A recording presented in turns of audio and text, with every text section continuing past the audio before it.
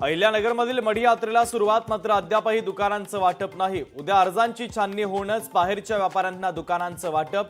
सरपंच संजय मरकट यांची माहिती। राज्याच्या राजकारणामध्ये मोठा भूकंप होण्याची शक्यता। जयंत पाटील जास्त काळ शरद पवारांसोबत राहणार नाहीत। अजित पवारांसोबत जातील शिवसेनेचे नेते संजय शिरसाट यांचं खळबळजनक वक्तव्य।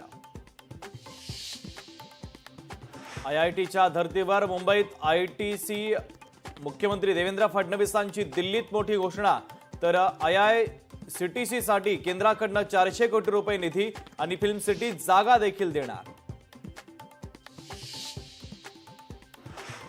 बीडमधील बाबुळवाडीचे सरपंच आणि धनंजय देशमुखांचा साडू दादा खिंडकरला 7 दिवसांची पोलीस कोठडी।